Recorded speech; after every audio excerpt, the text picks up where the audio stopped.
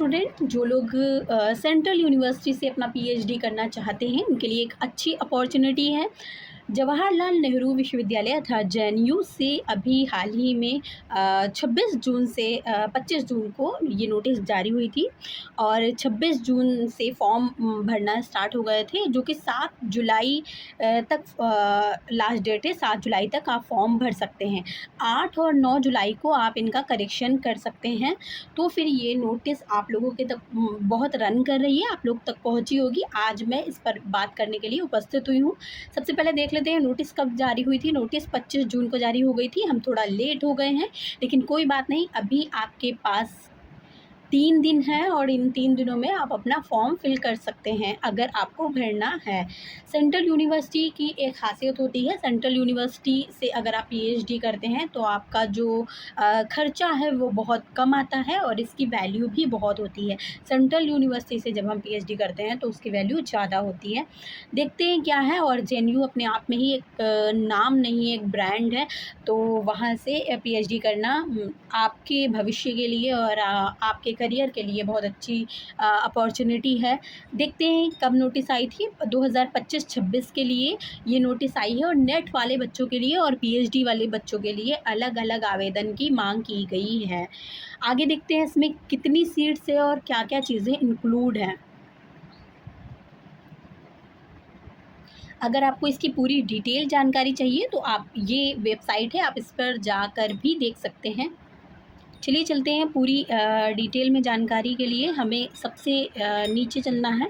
ये पूरा एक 137 पेज का पीडीएफ दिया हुआ है। आपको जो भी जानकारी चाहिए वो आपको यहाँ मिल जाएगी। इंटरनेशनल पीएचडी वालों के लिए अलग डेट है और आप लोगों के लिए अलग डेट है। जेएनयू इंटरनेशनल पीएचडी भी कराता है, मतलब फॉरेन जो स्टूडेंट होते हैं वो भी यहाँ पे पीएचडी अपना कर सकते हैं। तो उनके लिए अलग डेट है, आप कंफ्यूज मत होइएगा, आपके लिए अलग डेट है, ठीक है। ये देखिए, ये हमारे काम का है। हम देखते हैं कि online payment for Indian student while filling up the pre enrolment portal for accepting of the other admission the other offer of admission. तो आपकी कितनी फ़ीस है? 325 रुपये है। और पीएचडी जो स्कूल इंजीनियरिंग से कर रहे हैं उनके लिए ये फ़ीस है। आपकी फ़ॉर्म फ़ीस कितनी है? 325 रुपये है। आपको किन किन चीज़ों की ज़रूरत होगी जब आपका एडमिशन होगा? सबसे पहले आपको क्वालिफाइंग सर्टिफिकेट, मतलब जेआरएफ या नेट की, migration certificate, corrected certificate, anti ragging undertaking, ये जेएनयू में ज़रूर फिल कराया जाता है। आपको पता होगा कि वहाँ रैगिंग और इन सब चीज़ों के लिए बहुत सख्त कानून है, लेकिन सबसे ज़्यादा होती भी वही है। Discontinuation certificate if pursuing any other regular course, अगर आप कोई और रेगुलर कोर्स कर रहे हैं तो यहाँ पर आपको बताना होगा, ठीक है। चलिए, ये हमने मेन चीज़ें देख ली हैं। अब हम देखते हैं कि और क्या चीज़ें हैं। ये पूरा एडमिशन प्रोसेस है फॉरेन स्टूडेंट का और इसी में जो प्रोसेस है वो आपका इंडियन स्टूडेंट का भी है। अब हम बस देखते हैं कि आपकी सीट्स कितनी है। सीट्स पे बात कर लेते हैं तो फिर क्या हो जाएगा, आपको क्लियर हो जाएगा कि आपके सब्जेक्ट में सीट्स हैं कि नहीं। देखिए, कुल 80 प्लस सब्जेक्ट्स की सीट्स निकाली हैं। हम जो मेन सब्जेक्ट देखेंगे अपना हिंदी देखेंगे, और बाकी अगर आप लोगों को देखना है या आप लोग कोई और अदर सब्जेक्ट से हैं और आपको जानना है कि इसमें कितनी सीट्स हैं, अगर आप ये पीडीएफ डाउनलोड नहीं कर पा रहे हैं, मैं लिंक दे दूँगी और आप जाके वहाँ पीडीएफ में देख लीजिएगा।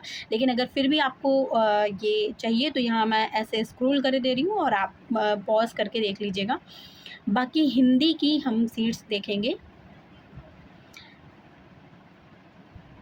ठीक है। देखिए, जेएनयू एक बहुत बड़ा कॉलेज है, तो यहाँ पर विश्वविद्यालय है, सॉरी यूनिवर्सिटी है बहुत बड़ी। तो यहाँ पर जब बड़ी यूनिवर्सिटी में आप जाएंगे तो वहाँ पर आपको लिंग्विस्टिक का एक अलग पूरा डिपार्टमेंट मिलेगा। उसमें आप लिंग्विस्टिक कर सकते हैं। जैसे कि एक लिंग्विस्टिक मतलब भाषा विज्ञान का एक आपको पूरा अलग डिपार्टमेंट मिलेगा। उस भाषा विज्ञान के डिपार्टमेंट में आप जाकर उस भाषा विज्ञान में संविधान में जितनी भी 22 भाषाएं हैं, उन 22 भाषाओं पर पीएचडी कराई जाती है। तो उन 22 भाषाओं में हिंदी भी है, तो उसमें अलग से आपको एक हिंदी डिपार्टमेंट डिपार्टमेंट मिल जाएगा। ये चाहे BHU हो, चाहे JNU हो, इन दोनों में ये अपना एक अलग डिपार्टमेंट रहता है। तो वहाँ आप जब फॉर्म भरेंगे तो आपको दोनों जगह से जो इंटरव्यू का लेटर आएगा, कॉल लेटर आएगा। जब आप जो अगर आप नेट के स्टूडेंट हैं तो जब आपने वहाँ पे क्वालिफ़ाई कर लिया है तो फिर आपको दोनों जगह ही इंटरव्यू देने का मौका मिलेगा। हो सकता है कि JNU में ऐसा ना हो, लेकिन BHU में ऐसा था। और ये क्योंकि मैंने इसका एक्सपीरियंस किया है तो मैं कह सकती हूँ JNU में भी ऐसा ही होगा। लेकिन फिर भी हम इस पर डिटेल में बाद में बात कर लेंगे, ऐसा है कि नहीं है, इसको रीचेक कर लेंगे एक बार। लेकिन BHU में 100% मैं श्योर हूँ कि वहाँ पर ऐसा होता है कि आप दो जगह इंटरव्यू दे सकते हो। एक तो अपने डिपार्टमेंट में मतलब हिंदी डिपार्टमेंट में, दूसरा लिंग्विस्टिक डिपार्टमेंट में मतलब जो लैंग्वेज का डिपार्टमेंट है उसमें भी दे सकते हो। अगर उसमें आपका आ जाएगा तब भी आप अपने विषय पर आप कर सकते हो PhD, और यहाँ पर भी अगर आपका आ जाएगा तो भी कर सकते हो। ठीक है, ये क्लियर हो गया हिंदी वालों का। उसके बाद में यहाँ पे देख लेते हैं कि यहाँ पे देखिए centre of Indian language department में कितनी सीट्स आई हैं। हिंदी की 2 सीट्स हैं, एक सेकेंड, अनरिजर्व्ड की 2 सीट हैं। ठीक है, SC की 1 सीट है, ST की 1 सीट है, OBC की 2 हैं, EWS की 1 है, और टोटल 7 सीट हैं। किसमें? जो आपका लैंग्वेज वाला डिपार्टमेंट है उसमें। देखिए उर्दू का भी लैंग्वेज वाले डिपार्टमेंट में या फिर इन सब चीज़ों का अलग अलग दिया है। अब PhD इन हिंदी ट्रांसलेटर जो है ये भी आप है, लेकिन इसमें सीट्स शायद नहीं है। हाँ, 2 सीट है के लिए हैं, फॉरेन स्टूडेंट्स के लिए हैं। ठीक है, चलिए अब देख लेते हैं आगे कि आपका जो हिंदी लैंग्वेज है उसमें कितने हैं। इंग्लिश में देखिए कितनी है, 8 सीट है इंग्लिश में, वो भी फॉरेनर की हैं।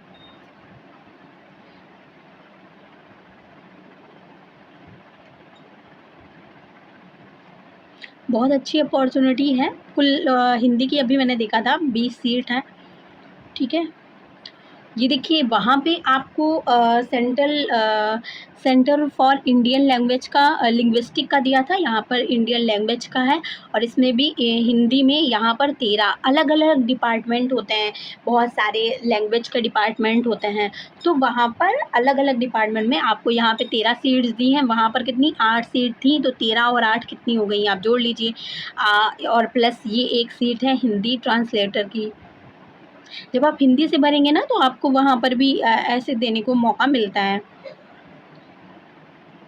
इंग्लिश वाले इंग्लिश से भरेंगे तो उनको भी 2 जगह देने का। जो भी लैंग्वेज के बच्चे हैं जैसे कि हिंदी हो गया, इंग्लिश हो गया, तो उनको मतलब अपने लिंग्विस्टिक में भी मौका मिलता है। जैसे तमिल के बच्चे हैं या इस टाइप के। संस्कृत के बच्चों की देखिए 23 सीट हैं। जो मैं PhD इन हिंदी की बात कर रही थी वो यहीं पर है। देखिए आपका सेंटर ऑफ इंडियन लैंग्वेज में PhD इन हिंदी 13 सीट्स हैं। एक सेकंड देख लेते हैं किस कैटेगरी में कितनी है। अनरिजर्व्ड में कितनी है? अनरिजर्व्ड में है 2, SC में कितनी है? 1 है, OBC में कितनी है? 1 है, और EWS में कितनी है? नहीं, OBC में कितनी है? 4 हैं, और SC में कितनी है? 2 हैं, और अनरिजर्व्ड में 5 हैं, और EWS में कितनी है? 1 है। कुल मिलाकर 13 है, 13 सीट्स हैं आपकी। PWD में 1 सीट्स है। कुल मिलाकर आपकी हिंदी की ये 13 सीटें, और लैंग्वेज की आपकी 8 सीटें। 13 और 8, 13 प्लस 8, टोटल आपकी 21 सीट हैं JNU में। सेंट्रल यूनिवर्सिटी में 21 सीट आना भी बहुत बड़ी बात होती है। मैं जब तैयारी कर रही थी और मैंने सेंट्रल यूनिवर्सिटी में जब एडमिशन के लिए अप्लाई किया था PhD के लिए, तो जब MU में मैंने अप्लाई किया था तो MU में कुल 10 सीट्स थी। एक बार मैंने अप्लाई किया तो 10 सीट थी, फिर एक अप्लाई किया था तो 11 सीट थी। तो एक बार 10 थी फिर 11 थी। ऐसे ही दिल्ली यूनिवर्सिटी में जब अप्लाई किया था तो वहाँ पर भी बहुत कम थी। तो जब इतनी कम सीट्स होती हैं तो फिर हमारा जो चांस होता है, जो बाहर के बच्चे होते हैं उनका चांस बहुत कम रह जाता है। इसलिए आपको 21 सीट मिल रही हैं। 21 सीट, आप ये मत सोचिए कि बहुत कम है। आप इसको डालिए डालिए और आप अपना अच्छा रिसर्च प्रपोज़ल बनाइए।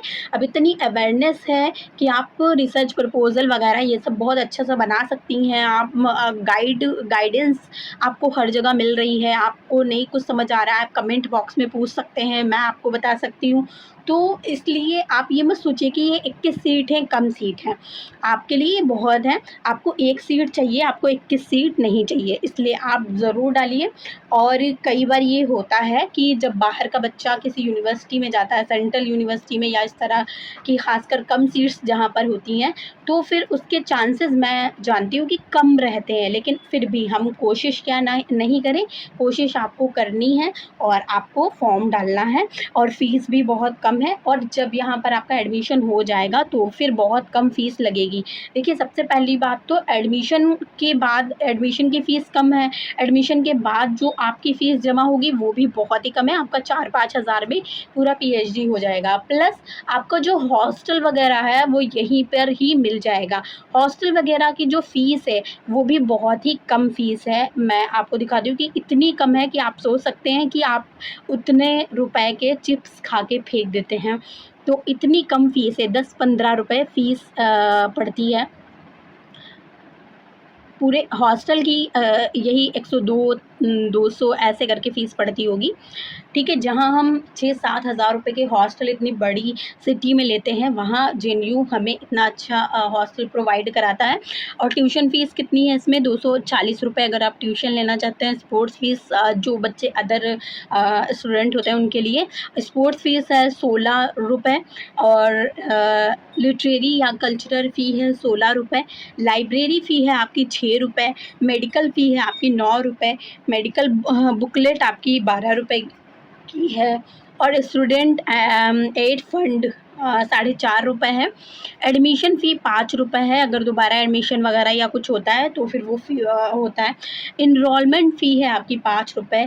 सिक्योरिटी डिपॉज़िट रिफ़ंडेबल भी ये होता है। सिक्योरिटी डिपॉज़िट 40 रुपये, जो बाद में आपको रिफ़ंड कर दिया जाएगा। यूनिवर्सिटीज़ में इस तरह की चीज़ें होती हैं, जिसमें आपको पहले पैसा देना होता है, फिर आप उसकी जितनी भी सुविधा उठा सकते हो उठाओ, और बाद में ये जब आप छोड़ते हो तो फिर आप वापस अपने पैसे ले लो। ये तो 40 ही रुपये हैं, बहुत जगह ज़्यादा पैसे पड़ते हैं तो वो भी वापस हो जाते हैं। आइडेंटिटी कार्ड के 10 रुपये हैं। Student hostel and general information guide के 15 रुपये हैं। नेशनल सर्विस स्कीम के हैं 20 रुपये। और chief proctor office and manual के 45 रुपये हैं। आपकी कुल मिलाकर मैं जिन लोगों ने पीएचडी यहाँ से की है, मैंने उनसे पता किया है, 4-5 हज़ार रुपये में पीएचडी हो जाएगी। कोई भी एक्स्ट्रा करिकुलर एक्स्ट्रा एक्टिविटीज़ के भी पैसे नहीं पड़ते हैं, और बहुत अच्छी यूनिवर्सिटी है, आपको ज़रूर फॉर्म भरना चाहिए। साथ ही अभी हाल ही में दिल्ली यूनिवर्सिटी ने भी DU ने भी अपने नोटिस जारी किया है, यहाँ से भी पीएचडी की नोटिफिकेशन जारी हो गई है। तो आपको अगला जो मैं वीडियो बनाऊँगी इस पर बनाऊँगी, लेकिन अगर आपको उससे पहले चेक करना है तो आप जाके दिल्ली यूनिवर्सिटी की DU की वेबसाइट पर जाके देख सकते हैं। वहाँ भी आप बाकायदा लिस्ट वाइज और आप अपनी सीट्स के हिसाब से फॉर्म फिल कर सकते हैं। चलिए, आप फॉर्म भरिए, और अगर आपको कुछ और भी जानना हो, आपको ये जानना हो कि इसका प्रोसेस क्या है, तो आप कमेंट बॉक्स में ज़रूर बताइए। और प्रपोज़ल कैसे बनाएं हिंदी वाले बच्चे खासकर, तो मैं इस पर एक जल्दी ही वीडियो लेकर आऊँगी। तब तक के लिए धन्यवाद। Thank you for watching.